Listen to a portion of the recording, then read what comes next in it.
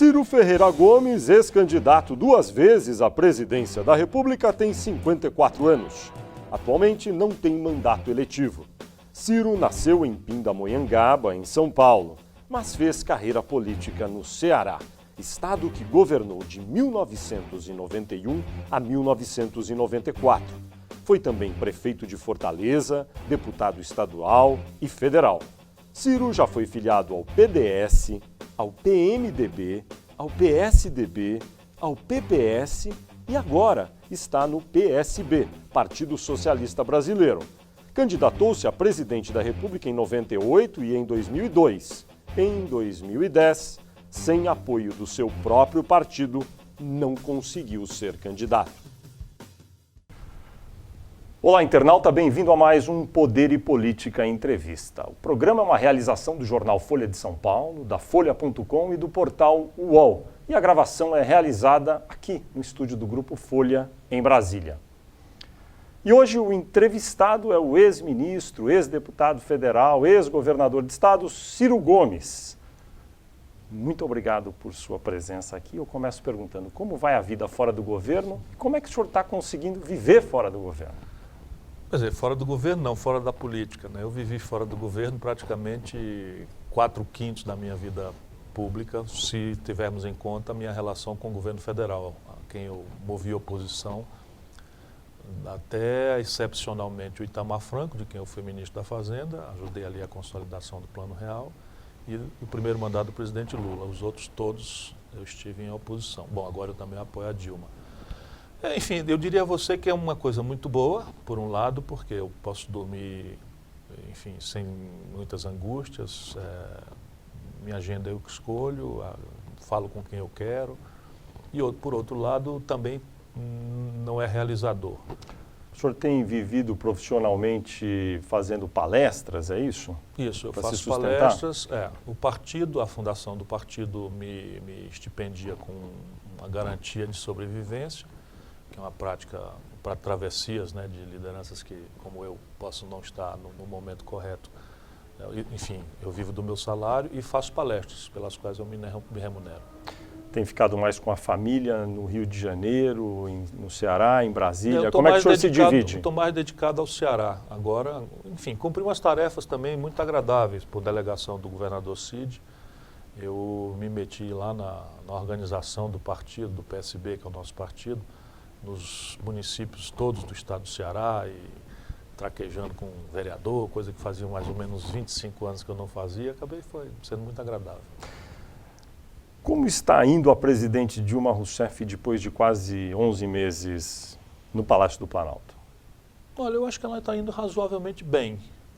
Diria razoavelmente bem porque essa crônica vamos dizer, eterna das crises de corrupção, ela está conseguindo se desvencilhar de um jeito surpreendentemente correto para quem não tinha vivência política praticamente nenhuma.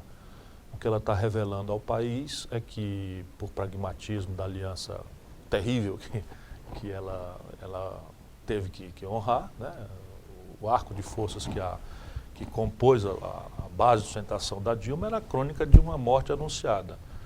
O cimento dessa aliança foi a fisiologia e a expectativa de roubalheira, sem nenhuma dúvida.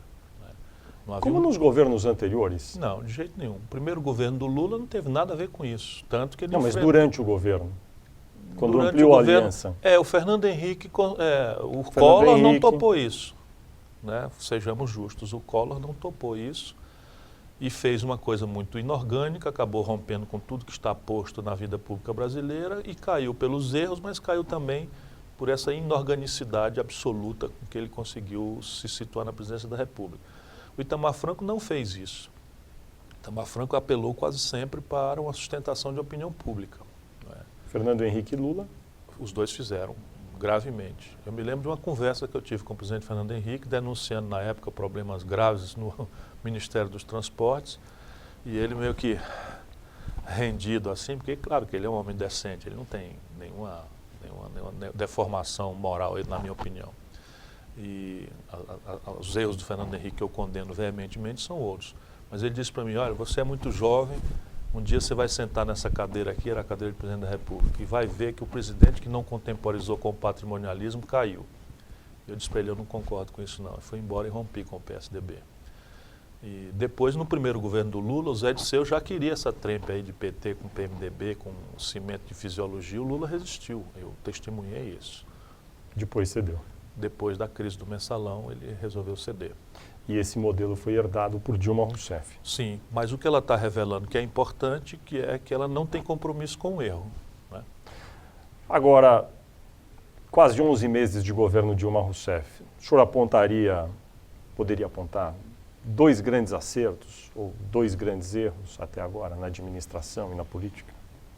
Eu acho que o erro básico na política é que falta a engenharia da construção. Eu acho que ela, pessoalmente, não pode se dedicar a isso. O cerco de pessoas que teoricamente, estariam vamos dizer, encarregadas de fazer isso não tem a vivência. Eu já falei isso com ela pessoalmente. Eu acho que é preciso ter essa atitude de não ter compromisso com o erro, porque senão você delega a sua autoridade para essa chantagem de CPI, para essa chantagem de uma certa mídia que parece moralista, parece preocupada com a ética, mas na verdade está querendo sangrar mais fundamente os cofres públicos e tal. Mas é preciso construir também. Por quê? Porque eu acho que até agora está indo muito bem, a economia ainda não revelou aquilo que vai revelar. O ano que vem parece ser um ano tendente ao zero no crescimento econômico. O espaço para os salários crescerem vai se fechar. O desemprego volta a ser um problema, não explosivo, mas volta a ser um problema. Para o ano que vem, acumulam-se forças potencialmente negativas. Elas não são nenhuma delas explosivas. O Brasil não vai quebrar pela segunda vez em 150 anos, porque essa crise pode até ter um lado muito favorável para o Brasil, mas nós não fizemos as equações. Esse é o outro erro na economia, comentamos daqui a pouco. E não é dela, é um erro crônico na medida em que o PT desertou de qualquer visão estratégica realmente mudancista no Brasil. Agora, de economia, mas já que você está falando... Mas falando na política, que é mais grave, é preciso ter essa atitude que ela está tendo, não é? De dizer, olha aqui, eu não tenho compromisso com o erro. Não é? Claro que a iniciativa, sendo de um ou outro órgão de imprensa, etc., é sempre muito perigoso, porque não há boa intenção sempre. Há setores dessa grande imprensa que, na verdade, querem sangrar apenas um pouco mais fundamente os cofres do Estado. Já que o senhor mencionou... Mas a tese é o seguinte, falta atitude construtiva, falta alguém capaz de separar o joio do trigo, de estabelecer parcerias, cumplicidades, alinhamentos nessa relação. Quem seria esse alguém? A Ideli, que é minha amiga, é a encarregada institucional do assunto. Na verdade, isso é uma atitude de governo, é uma atitude da Presidente da República e isso tem que contaminar o governo como um todo. Não é? Mas a encarregada seria a Ideli, pessoalmente. E a Ideli, a mim me parece, ela não tem a vivência. Sendo uma excelente pessoa, ela foi fortíssima quando nós precisamos dela naquela grave crise do mensalão. Eu estava na coordenação da crise junto com a Dilma e o Márcio Tomás Bastos e boa parte da petezada afrouxou toda. E ela não, ela foi uma pessoa valente, foi corajosa, foi íntegra. Mas esse alinhamento exige mais malícia, mais vivência, mais experiência. Não há ninguém no governo, no núcleo central? Esse é o grave problema, ninguém. Nem a presidente poderia assumir isso? Nunca foi boa tarefa, porque a presidência é a última instância. Esse alguém tem que ser uma pessoa capaz de dizer sim e não. O ex-presidente Lula... Essa pessoa tem que dizer o seguinte, como Maquiavel ensinava, né, que o príncipe, até disse isso a Dilma outro dia também, que o príncipe tem que ser amado ou temido. Não podendo ser amado, deve ser temido. Né? O ex-presidente Lula tinha, pelo menos até agora, até ficar enfermo, colaborado bastante nessa área política. Tinha, mas isso gera um contraste, porque a presidência da República, tanto mais na cultura política brasileira, que ainda é um legado meio imperial, meio monárquico, né? Eu mesmo falei publicamente, quer dizer, o presidente Lula sair de São Bernardo, descer em Brasília, fazer reunião com Sarney e não sei o que e tal, para tratar de temas da coisa, diminui a personalidade da presidência da República. Da presidente da República, não digo, da presidência como instituição. no telefone, tudo bem, é uma colaboração sempre bem-vinda. Mas então a falta dessa figura que poderia desempenhar essa função para a presidente Dilma é um defeito desse governo que deveria ser resolvido. É um defeito de engenharia política grave, porque no começo do governo tudo são flores, tanto mais um governo que sucedeu um governo de altíssima popularidade. Mas na que medida tipo de problema pode provocar essa deficiência que o senhor aponta? No Congresso. Começa com sintomas de greve, né? Sintomas de inanição na atividade, de inação, quero dizer, não é inanição, inação, e evolui, se houver margem, para CPIs e tumultos, etc. Mas isso, em geral, ocorre quando há uma conjuntura em que a política não vai bem, às vezes, junto com a economia também indo muito mal. A popularidade é o sinal. Quem Exato. salvou o Lula, por exemplo, nós tivemos uma tentativa de golpe naquela época, não todos, mas ali havia, eu faço uma comparação como se fosse um linchamento, né? Ninguém no linchamento parece querer esquartejar o linchado, todo mundo parece que quer dar só um peteleco, né? E estavam ali escalando o golpe, alguns muito lucidamente. E que sustentou foi a opinião pública, foi a população perceber que tinha uma coisa profundamente errada. O senhor acha que a presidente Dilma consegue sustentar o alto nível de popularidade que ela vem obtendo ao longo do próximo ano? Espero que sim, vou colaborar para sim, mas não creio, porque a economia o ano que vem tende a esfriar muito. Ela já demitiu 6 ministros. Enquanto nós conversamos aqui agora, dia 17 de novembro, pela manhã, pode estar saindo o 7º. Está em crise e pode sair o 7º. Até agora, a presidente demite e aumenta a popularidade. Essa é uma fórmula que não vai mudar nunca? Ou vai ter um momento em que a população vai começar também a olhar para ela e considerá-la responsável pela nomeação desses ministros? No governo da Dilma, eu não creio que as pessoas a condenem pelo pecado original, né, da escolha. Porque haverá sempre a vênia de que ela sucedeu um governo amigo, e esse amigo é o Lula, um bem querido do povo brasileiro, e que os políticos são assim mesmo, enfim, que ela não pode adivinhar se o cara vai fazer alguma coisa errada ou não, mas o que importa é que quando ela pega o cara no flagrante, ela bota para fora. E essa metodologia, vamos dizer, essa fórmula pode ser repetida ad infinitum. Não haverá um ponto de inflexão em que ela, ao fazer isso, também vai ter desgaste? Estão se acumulando 2 desgastes aí, né? Um é o desgaste com as organizações, as quadrilhas, os lobbies, os grupos, os partidos, para ficar aqui numa escala de pecado, né? Há um desgaste se acumulando. Eu conheço a manha dessa gente de longa data, como não há esse trabalho, não é, de pedagogia, de envolvimento, enfim, que o Lula era nisso mestre, né? O Lula, a arte dele é essa. Reunir pessoas, conversar com pessoas, jogar a conversa fora e tal. E ao contrário do que se supõe, os políticos, num certo limite, parecem crianças bobas, assim, que padecem de uma carência afetiva, enfim, bobagens muito triviais podem fazer isso, estabelecer cumplicidades onde você não suspeita, por um gesto, por uma atenção, Não é só isso, mas é também o que é legítimo. O que é legítimo? Você traficar influência para uma emenda parlamentar, para construir uma sala de aula não sei aonde e tal. Para a sociedade brasileira, isso é legítimo. Mais que legítimo, é um elemento sintomático de avaliação de um bom parlamentar, o que é um desastre para o país.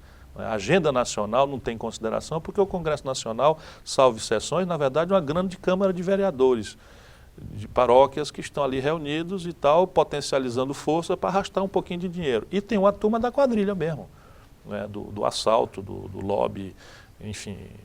E isso é preciso separar. O tratamento de um grupo é uma linguagem, o outro é outra, saber. Tem que ter ali um fichário, tem que ter ali um prontuário. Se eu estou entendendo, o que o senhor está dizendo é que no ano que vem, com a conjuntura que se desenha, uma economia esfriando, essa sucessão de casos aí que, enfim...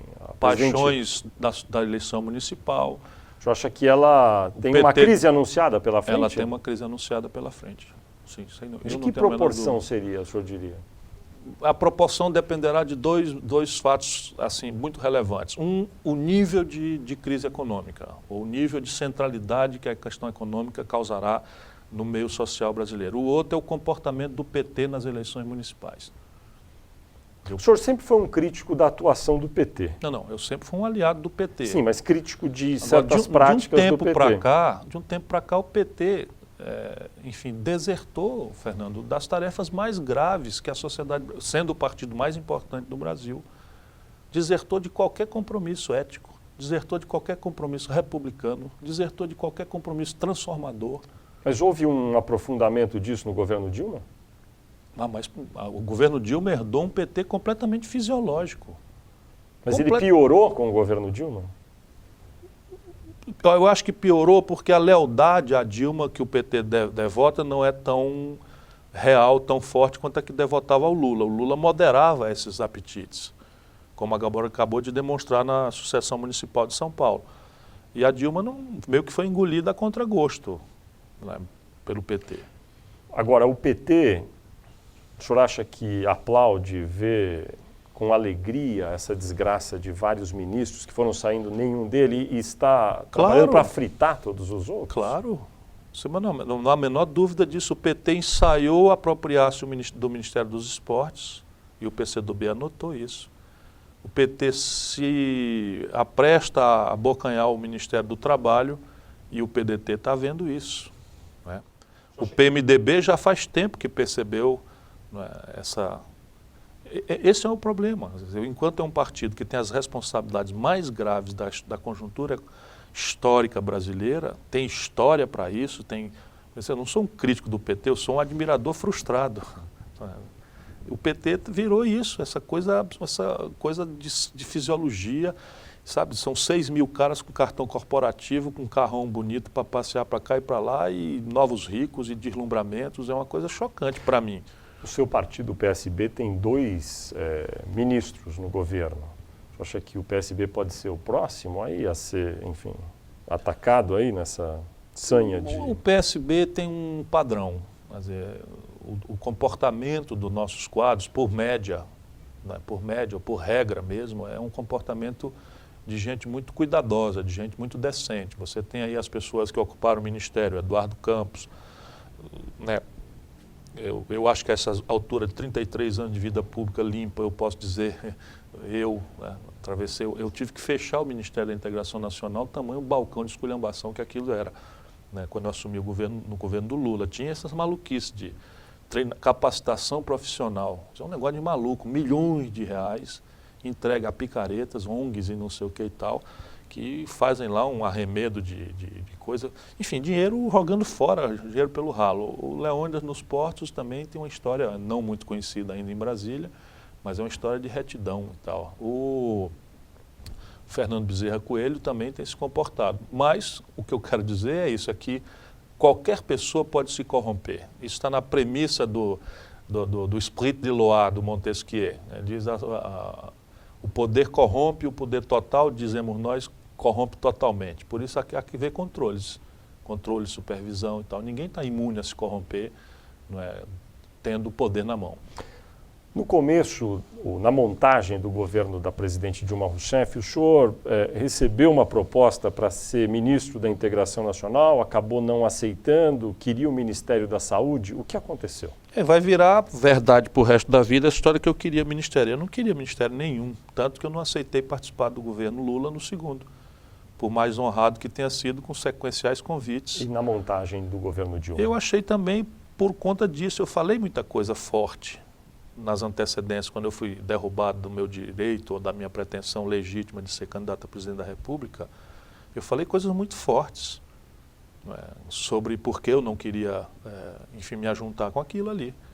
E queria dizer qual era o tipo de cimento que estava juntando o PT com o PMDB. Mas o senhor recebeu um convite para ser ministro do governo? Eu fui distinguido com uma sondagem da presidente Dilma, disse ela que me sentia muito honrado, como de fato me sinto, tenho por ela um imenso respeito, imensa afeição, torço por ela, apoio, mas pedi ela para me dispensar pelo menos por agora. E aí fiz uma descrição das razões e disse para ela que quando viesse a crise ela podia contar comigo.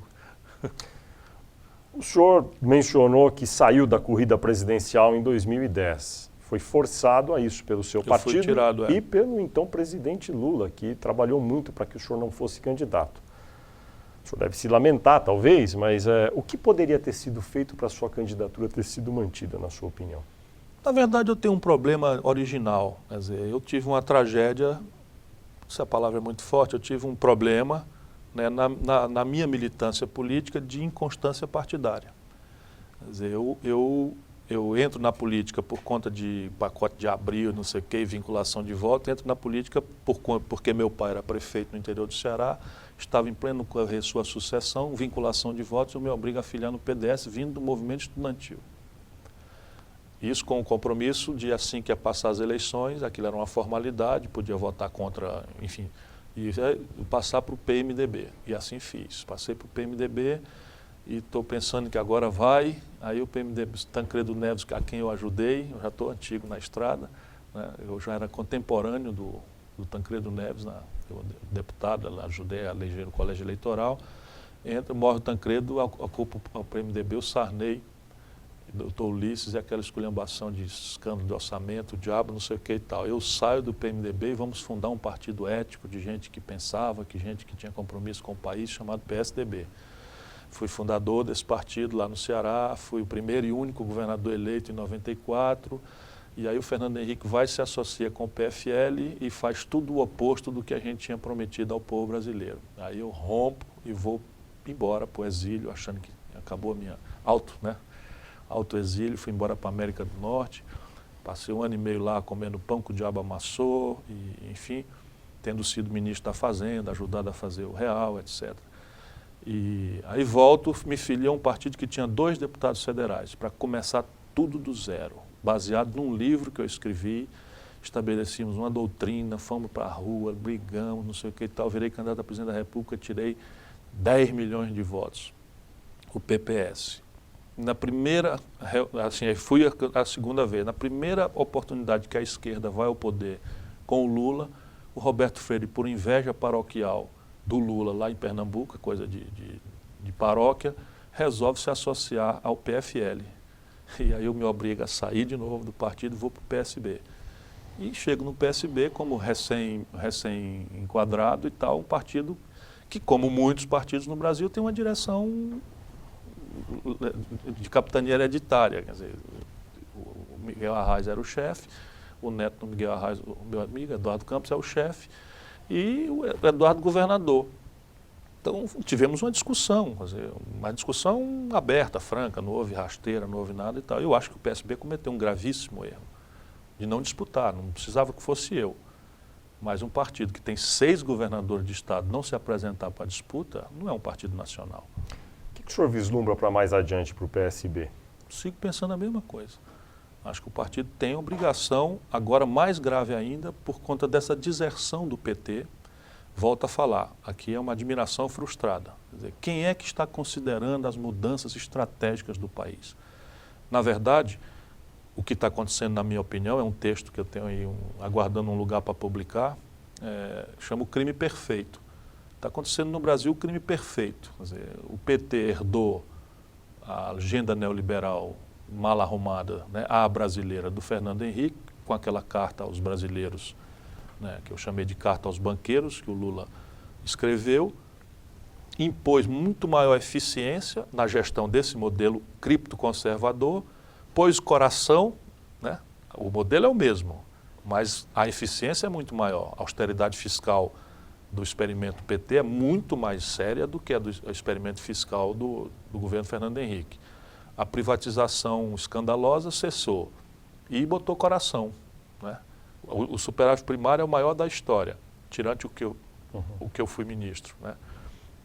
Então é muito mais eficiente na agenda do PSDB, tem as mesmas contradições, porém botou coração na história e cooptou tudo que é, aspas, sociedade civil organizada no Brasil. Tudo. Centrais sindicais, movimento estudantil, está tudo dominado, né? Agora até a ADA, amigo dos amigos, que era lá o do NEM na Rocinha, acabou-se também, né? Então, não tem, os movimentos de trabalhadores e de estudantes no Brasil estão acéfalos. Aconteceu um movimento de professor agora em 14 estados, você não tem com quem dialogar, porque eles não acreditam mais na CUT. O sindicato dos professores do Ceará é dominado pelo PT que teve 6 meses de greve na prefeitura controlada pelo PT, e os professores passaram por cima das lideranças. O movimento da construção civil entrou lá no acampamento da coisa, destruiu pedacinho por pedacinho do acampamento, você não tinha interlocução. O que significa essa hegemonia enorme, como nunca se viu nas últimas décadas, que o grupo liderado pelo PT, foi por Lula, agora com Dilma, está fadado a ficar mais 4 anos depois de 2014? Sim, teoricamente sim. Teoricamente sim. Agora, essas coisas não funcionam. Não é? Você tem a vivência brasileira com Getúlio Vargas, espero que jamais aconteça de novo, deu no que deu. Era uma coisa parecida, não é? Com Getúlio Vargas, era o queremismo, e, enfim, e o Getúlio tinha uma agenda, entregou uma agenda para o povo brasileiro muito mais forte. Eu estou falando de uma vivência, o Brasil não tem mais nada a ver com aquilo, mas estou falando de uma vivência. Agora, o essencial é a ciência política. A política existe para civilizar o conflito, dado que o conflito é inerente à vida humana, à convivência social. Se você pasteuriza tudo, o conflito vai explodir em outro lugar. E não é o PSDB o antagônico. Mas que cenário o senhor projeta para 2014, se é que é possível, com tanta antecedência, projetar algum cenário? Veja, essa lamentável doença do Lula, que eu rezo e prezo, como todos os brasileiros, que ele se supere rapidamente, então não estará mais aqui quem falou. Mas esse sinal vai ter muito a ver. Por quê? Porque se você tiver a possibilidade do Lula ser candidato, eu falei isso lá atrás. Quer dizer, será que é isso que o Brasil precisa? 8 de Lula com 4 de Dilma para mais 8 de Lula? Isso empobrece o Brasil. É grave para o país. Se Lula estiver bem de saúde em 2014, o senhor acha que é ele o candidato? Ele pode escolher de apoiar Dilma com a força popular justa que ele tem, ou ele próprio, se houver algum risco, ser o candidato. Enquanto isso, o Alckmin se acerta para a elevação do nível de endividamento de São Paulo com a Dilma, faz um jogo, o Serra está descartado, o Aécio é um cordial, enfim. Essa é a minha preocupação com o país. O senhor está dizendo que é quase um cenário de candidatura única em 2014? O cenário que se projeta é esse, mas o Brasil nunca foi assim. Então, mas tentando fazer um exercício de previsão, aí, de vaticínio para 2014, o senhor acha que desses nomes postos fora do arco de alianças que atual governa o país, quem que poderia empunhar aí uma bandeira e ser bem-sucedido? Você lembra de um cidadão chamado Fernando Collor, ex-governador de Alagoas? Na data, a plenipotência, né, no Brasil era de um lado Ulisses Guimarães, do outro lado Aureliano Chaves, dissidentes do regime. E aí, assim, correndo por fora como segunda linha de favoritos era o Brizola e o Lula. E veio o Collor e passou, né? Eu não creio que haja muita probabilidade de surgir isso, né? Mas é sempre bom lembrar da nossa história. O que me preocupa é a inorganicidade. Sabe, se você tem um ambiente em que a população se exaspera pela questão da corrupção, associa a corrupção às dificuldades do viver, que uma crise econômica mais continuada, do ponto de vista internacional, impõe ao Brasil, que uma queda nos preços das commodities por uma retração da economia chinesa impõe ao Brasil, que uma desvalorização do real, porque é artificial o valor que ele está, com pressões inflacionárias, impõe ao Brasil. E a gente aqui sem uma agenda, faltando engenheiro, faltando qualificação profissional verdadeira, enquanto se joga dinheiro fora a pretexto de qualificação profissional, com a Universidade de Araque, com o sistema tributário caótico, com o Banco Central amalucado. Enfim, eu não estou dizendo que isso vai acontecer. A semente dessas coisas estão aí.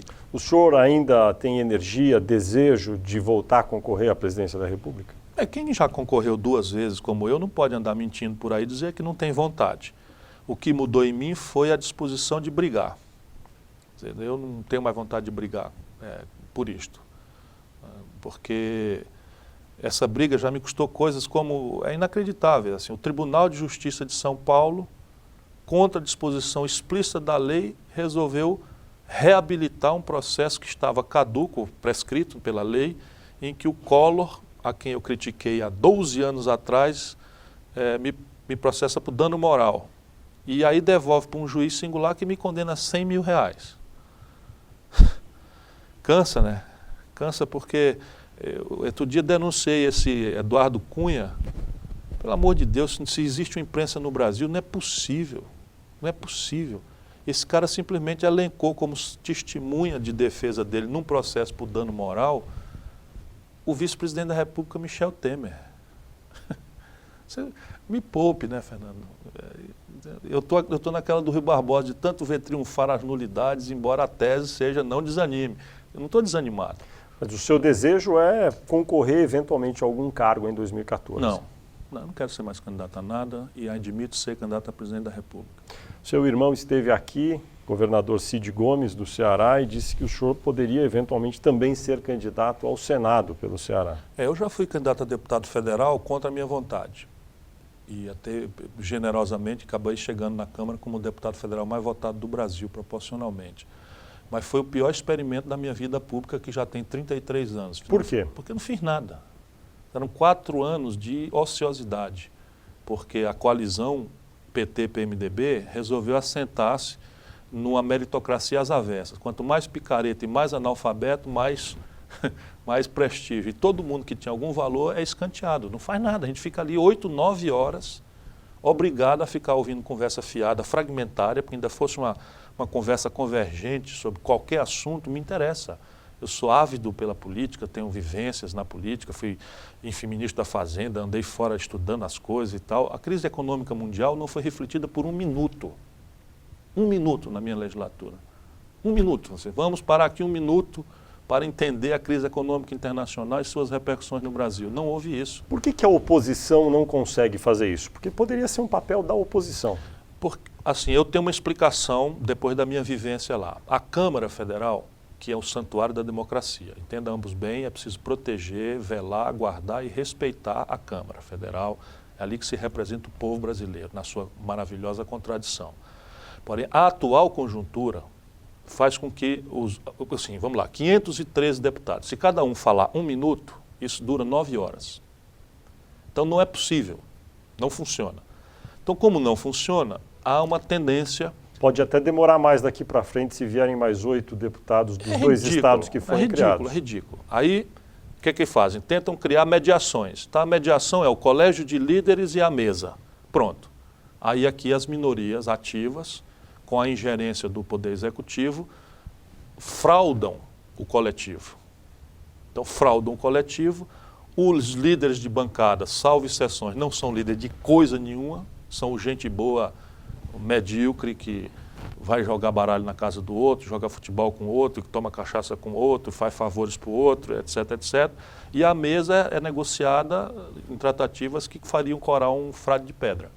Mas a oposição, onde é que entra isso? Minha pergunta é, por que a oposição não consegue encontrar uma forma de apontar os erros? Porque você tem 2 oposições hoje. Uma oposição é o PSDB. A oposição PSDB não pode dizer nada. Porque na hora que diz qualquer coisa, a turma diz assim, mas vocês estavam lá fazendo a mesma coisa. Isso é uma coisa impressionante, é chocante, é muito fácil desmontar.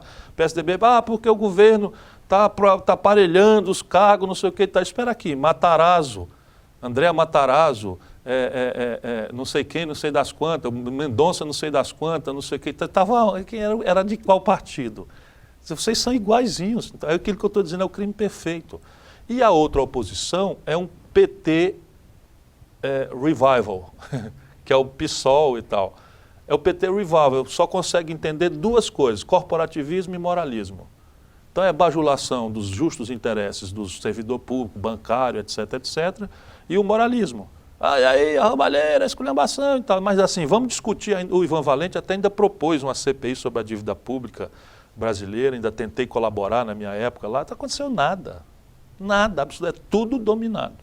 Esse é o problema. Vamos falar do PS. O problema não é o escândalo da passagem que o brilhante jornalista Fernando Rodrigues denunciou com muita veemência, quase ganhou o Pulitzer por causa disso. Esse é um problema assim, completamente irrelevante, sendo sintoma. É sintoma, né, de frouxidão moral, de fisiologia, Mas o problema da Câmara é o seguinte, esse Eduardo Cunha apresentou uma emenda num numa medida provisória, que criar um subsídio de 1 bilhão e 600 milhões de reais para Minha Casa Minha Vida, para construir 1 milhão de moradias, ele apresentou uma emenda criando um crédito de IPI exportação de 80 bilhões de reais, com os lobistas da Fiesp dentro do plenário da Câmara, escandalosamente ali acertando as coisas, rapaz.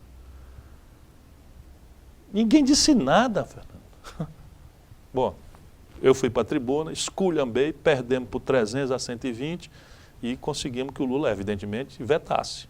Mas quase o país ia para a breca por uma emenda de um deputado. Deixa eu perguntar do PSDB e esses 3 nomes que o senhor já citou do PSDB, Geraldo Alckmin, José Serra e Aécio Neves. As chances de cada um deles eventualmente vir a ser presidente. Geraldo Alckmin. Olha, nenhum paulista, nesta conjuntura, conseguiria ser presidente da República. Isso descartaria Serra e Alckmin. E Alckmin. Por quê? Não é por nenhuma prevenção, as pessoas às vezes também põem intenções que eu não tenho, não é? O problema é que no Brasil há a falta de uma estratégia nacional, não existe um projeto nacional que faça as compensações, as mediações e que cada um se sinta, né, partícipe de um projeto confortável. Está crescendo muito no Brasil e esse é um problema para ser discutido, por exemplo, no Congresso Nacional. Aí está essa crise dos royalties com o Rio de Janeiro, o Sérgio Cabral mobilizando 150 mil pessoas na rua, Fernanda Montenegro indo para a rua por uma impostura nessa discussão dos royalties. Ela está de boa fé, evidentemente, porque não tem no país uma visão estratégica. Então o que está acontecendo? Está crescendo um ressentimento recíproco entre São Paulo e o resto do Brasil. As pessoas no Nordeste, em Manaus, por exemplo, não tem perigo, porque todos os exercícios práticos da governança local, paroquial, provinciana de São Paulo hostilizam, sejam nas oportunidades institucionais, que o Serra, por exemplo, na Constituinte, cercou a Zona Franca de Manaus de restrições até ficar o sinal de que queria acabar. Desmontou o sistema de incentivos fiscais que compensaria o Nordeste, enfim, dessas assimetrias competitivas, briga com o Centro-Oeste e tal. Hoje, eu estou falando hoje, que o cara quer ser presidente da República e governava São Paulo e fazia dessas. Então, essa é a questão prática. Então isso exclui, na sua opinião? Os dois de São Paulo. Aí vem o Aécio. O Aécio tem uma chance, mas o Aécio tem, na minha opinião, 2 problemas. Quais são eles? Um problema é ler pouco. Quer dizer, eu acho que esse é um problema dele. Ler pouco, o que quer dizer que ele é um extraordinário quadro, eu tenho por ele uma imensa afeição, um respeito muito grande, mas ele precisava compreender as coisas do país e formular. Porque não é fácil negar um projeto que trouxe 29 milhões de pessoas da pobreza para a pequena classe média. Não é trivial. Quer dizer, não é com esse simbolismo de uma cordialidade, de um opositor cordial, que ele vai afirmar uma proposta que vai derrubar esta coalizão de forças que trouxe 29 milhões de pessoas. Não é pensando, como muita gente pensa no Sudeste, que o que faz o nordestino ter simpatia com o Lula é o Bolsa Família. Não é. 7 em cada 10 trabalhadores no Nordeste ganham salário mínimo. E o salário mínimo hoje é o maior valor da história. O salário mínimo, quando o Lula tomou posse, comprava menos de metade de uma cesta básica. Hoje compra 3 cestas básicas. Então, Aécio, lê pouco e que mais? Não, o outro problema é de aliança. É de aliança. Ele tem que conseguir decompor essa... Primeiro, o próprio partido dele. Sim, exatamente. Essa é a grande questão. E ele tem que confrontar. Tem que confrontar. Não tem saída para ele. E a melhor hora dele já passou. Por quê? Era esta agora. Porque o candidato mais frágil de ser derrotado era a Dilma. Supondo-se que em 2014 seja o Lula, ou a própria Dilma na reeleição. Mas aí já muito mais encorpada, já muito mais uma obra, já muito mais legítima do que... Né, havia um padecimento de legitimidade no dedaço que o Lula fez para indicar a Dilma. Sobre a Dilma, deixa eu voltar a um tema anterior, falando dos ministros que saíram, todos eles até agora, até este momento, os 6 que saíram depois de extensas reportagens publicadas pela mídia. Inclusive, o Nelson Jobim foi pela mídia que falou, e não foi por corrupção, mas também acabou saindo. Nenhum deles saiu por iniciativa de uma investigação própria do governo. Não existe. Não, e da oposição. O governo não deve estar tomando iniciativa de investigar ninguém. Nem os seus próprios? Não, não deve tomar iniciativa de investigar, não. É claro que quando você convoca uma pessoa, você já deve ter... Mas não fica a reboque do que diz a mídia, Ah, nesse sim, caso? então vamos tratar disso. Mas assim, a mídia no Brasil faz parte do processo político. Não estou falando da Folha de São Paulo, que não me canso de registrar, não é porque eu estou em casa aqui agora, mas a Folha de São Paulo, na minha opinião, é o único jornal nacional que o país tem. Com todas as suas digressões paroquiais, ainda é a única folha que tenta compreender o Brasil, que tem um pluralismo ali, ela faz uma bobagem, você manda uma carta, ela publica, enfim. O resto, desculpa, é uma mídia nepotista e completamente entregue a um interesse só. E isso é exatamente o que está acontecendo no Brasil. Você acha mesmo que a corrupção que está acontecendo no Brasil é 10%, 20%, e isso eu não perdoo, da Federação Brasiliense de Kung Fu? Você acredita nisso? Eu pergunto para o senhor. Não acredita? é não. E lamentavelmente não é, sendo também, entendeu? Sendo também. Aí vê quanto é que está custando um navio dessas encomendas da Petrobras. Vai ver as posições de banco acertando na véspera inversão de tendência de taxa de juros e de câmbio. Agora isso não vai sair na mídia. A mídia não tem compromisso ético nenhum. Mas como assim? É Na moralismo, da Petrobras, o senhor diz o quê? Moralismo que a corrupção... de goela, moralismo de goela. Moralismo da canela para baixo. Mas no caso da Petrobras, o senhor citou dos navios, o senhor está... Não estou dizendo nada. Estou dizendo nada. Faça uma comparação com os 10, 12, 15 países do mundo que você escolha, talvez, vou propor só que seja na América do Norte e na Europa, e veja a proporção dos orçamentos públicos dispendidos com propaganda nos grandes órgãos de comunicação. E compare com o Brasil. Deixa eu perguntar do seu partido, estamos chegando no Folha final. Leaks, né? Agora eu vou fazer essa... Isso. Vou fazer pela Folha Leaks. Envie as informações para o Folha Leaks. Tá bom. Eu vou mandar uma pergunta. Deixa eu fazer uma pergunta sobre o seu partido. O seu partido fechou um compromisso, em alguns lugares, com o PSD, esse novo partido, parceiro eleitoral. Em São Paulo, há uma composição aí com o PSDB, em Curitiba também. Em Belo Horizonte, João Pessoa, o PT ameaça romper a coligação com o PSB. Aonde? João Pessoa. João Pessoa. Estamos diante de uma possível finalização da Aliança Nacional PT-PSB para 2014?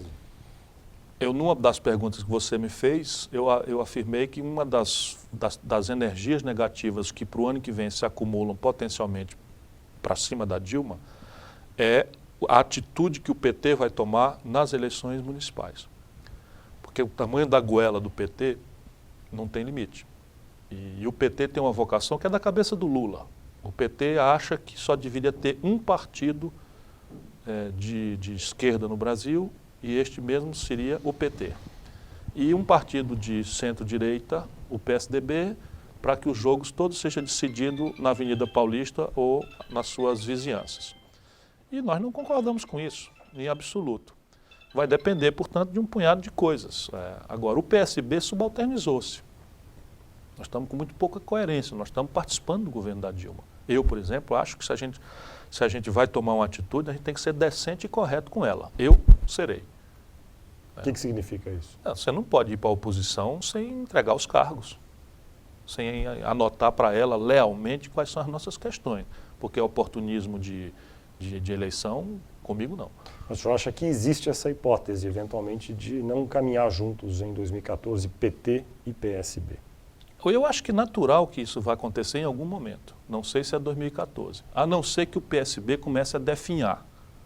Mas o PSB vem crescendo. Crescendo, vai contrastar nesse mesmo espaço, vai contrastar a hegemonia do PT. O PT quer o PCdoB como um satélite subalterno, quer o PDT como um satélite subalterno, já liquidou os dois, como persona político, já estão liquidados os dois. E nós seremos o próximo. Eduardo Campos tem qual futuro na política, na sua opinião? Eu acho que qualquer coisa. Um cara que está governando o estado de Pernambuco, um estado complexo, com o êxito que ele está governando, está adquirindo os dotes para ser candidato a qualquer coisa. Ele é o candidato potencial mais forte à presidência da República fora do arco de alianças que hoje... Hoje o mais forte ainda sou eu, mas ele tem potencial para superar tranquilamente. O senhor acha que... Por uma circunstância, não é falta de modéstia, é estrada nacional. Quer dizer, até você conhecer 380 municípios de Minas Gerais demora um tempo, né? Até você estar pessoalmente em mais de 200 municípios do Rio Grande do Sul, conhecer problemas da metade sul, alternativas de economia para o colapso do criatório do gado extensivo, a competição desigual do arroz do Uruguai com o arroz do Rio Grande do Sul, ou conhecer o que está acontecendo no Vale do Jequitinhonha, o arranjo produtivo da cachaça, ou o arranjo produtivo de gemas e joias, que tem uma carga tributária absolutamente estúpida e tal, ou qual é o impacto da BR-163 na conexão do Mato Grosso com Santarém, né, o Cuiabá-Santarém e tal. Isso demora, exige testemunho, visão e tal. O PSB... Assim como o Vale do Ribeira, em São Paulo também, cuja ponte lá, basicamente concluída por um amigo que vos fala. O PSB... É engraçado nessa altura do campeonato. O PSB, seu partido, tem estado muito próximo do PSD, o novo partido comandado por Gilberto Kassab, prefeito de São Paulo. Ilusão de ótica. Por que uma ilusão de ótica? Porque o PSD é o DEM. E sendo o DEM, é aliado do Serra. Então não é uma boa aliança? Não, toda aliança é boa. Estou dizendo que é ilusão de ótica. Acho que na hora do pega para capar, como a gente chama lá no interior do Ceará, a gente não vai encontrá-lo. Como assim? Cadê ele? Não estará com o projeto, enfim, do PSB? Não vejo por quê. Porque o nosso projeto é um projeto de alto risco, de grande arrojo. E esse é um partido que nasceu, enfim, para dar outro nome a um DEM que cansou.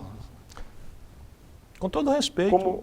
Como está em Fortaleza a situação da sucessão para a prefeitura local? O seu irmão parece que deseja um secretário de Estado como candidato, a prefeita, que é aliada por enquanto, prefere aí um nome que ela está propondo. Bom, se depender de mim, pela circunstância de Fortaleza. Fortaleza é a cidade de maior densidade demográfica do Brasil, supera São Paulo. Já tem 780 mil veículos circulando nas ruas numa cidade de 2 milhões e poucos mil, 300 mil habitantes, ou seja, já tem um carro para cada 3 pessoas, não tem um projeto estratégico de mobilidade. É o 180º pior indicador de educação dos 184 municípios do Ceará, que já não é uma Brastemp em educação. É um desastre. Se depender do senhor? Nós teremos candidato próprio. Não apoiará? Um quadro novo. Sim, podemos apoiar no segundo turno. Eu não sei por que as pessoas, o povo brasileiro tinha que acordar para isso. Essas tratativas que eliminam o segundo turno, elas têm por tarefa tirar o povo da jogada.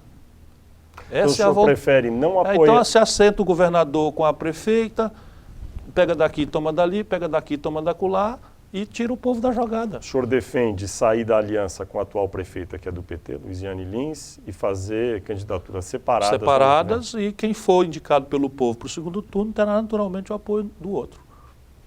Que era o que eu defendia para o Brasil e sigo defendendo. O senhor esteve muito... Por quê? Porque essa dinâmica do primeiro turno, aberto, permite que o debate aconteça sem essa vergonha que foi o debate, em que 6 ou 7 pessoas sentadas em 2 ou 3 salas confinaram o debate entre o Serra e a Dilma, e nós vimos isso. O Serra, um cara que é economista, que entende de tudo que está acontecendo no país, que estava vendo as consequências do câmbio depreciado no Brasil, tudo e tal, foi fazer a campanha agarrado em batina de padre reacionário, acusando a Dilma falsamente de ser adepta do aborto. E do outro lado, a Dilma, o que tinha que dizer é que era amiga do Lula. Que é isso? Que é isso? Isso não pode acontecer num país que está por ser resolvido. E o que nós temos que fazer para resolver o problema tem que ter uma pedagogia popular, Fernando. Nada do que nós precisamos resolver no Brasil tem solução se o povo não entrar na jogada. Por quê? Porque tudo que está errado não está errado por acaso. Está errado porque atende aos interesses de uma minoria ativa, organizada, que vive reinando por conta da maioria estar desorganizada, atomizada, dispersa, cuidando da vida, com grande sofrimento, perdendo um expediente por dia pelo qual ninguém paga nada nos ônibus das grandes cidades. O senhor acha que alguma medida econômica deveria ter sido tomada nos últimos quase 11 meses aí, no governo Dilma? Uma inflexão fundamental aconteceu no Brasil. Qual seja? Foi o Banco Central, depois de duas... Você tem aqueles pizinho que bota na televisão? Se tiver, né? Depois de duas C graves, a crise já dada, o Banco Central brasileiro viu uma ilusão de ótica de uma inflação e aumentou a taxa de juros 2 vezes. Eles estão alimentando a fogueira com gasolina e com dinamite. E eu via que houve uma intervenção. E, inclusive, essas forças reacionárias vieram todas contra. O Banco Central saiu correndo atrás, ligeiro, de consertar a bobagem que tinha feito. Mas isto é pouco. Por exemplo, o recurso que está se aplicando no PAC, que em 2008 permitiu ao Brasil não ir para uma recessão, ficar ali no empate, está reduzido esse ano. Em comparação com o mesmo período do ano passado, ele está aí uns 15%, 16% a menos do ano passado. Então tem uma perda de eficiência ou uma contração fiscal desocupada do efeito estratégico que, né, Keynes já mostrava, tem o poder público nesse instante. Se a crise econômica, vamos dizer, for mais continuada do que parece ser, pelo colapso da política na Europa, pelos reflexos de retração moderada ou mais ou menos na China, que é a nossa grande compradora de commodities, o Brasil ainda está compensando seu desequilíbrio nas contas externas por conta de preço de commodities, nós vamos ter problemas. Sim, mas que medida poderia ser tomada além dessa, que já começou a ser tomada, de baixar a taxa de juros neste momento? Eu acho que o Brasil estava na hora, nesse instante, de fazer um programa de substituição de importações sem perda de eficiência. Essas palavras e expressões são todas muito desmoralizadas para a propaganda. Mas assim, o SUS, eu tenho esse levantamento, é de um estudioso, chama Carlos Gadelha, que está no governo, está no Ministério da Saúde. O SUS compra esse ano 13 bilhões de dólares. O SUS, dinheiro federal, compra do estrangeiro 13 bilhões de dólares. De coisas como prótese, cama de hospital, cadeira de roda, fármacos, etc, etc. 76% disso, nesse estudo está pronto, estão com patente vencida. Se você tivesse um programa de compras governamentais, casado com um programa de substituição de importação, interagindo o setor público com a iniciativa privada, com o desenvolvimento regional, você tem como fazer, percebe? Estou te dando aqui uma pista concreta, uma emulação completamente alavancada pelas nossas próprias energias. Nós não vamos fazer nada, não vamos sair para gastar mais, nem nada. A medida contra a importação de carros estrangeiros foi um erro? Foi um erro, por quê? Porque foi protecionista de um oligopólio.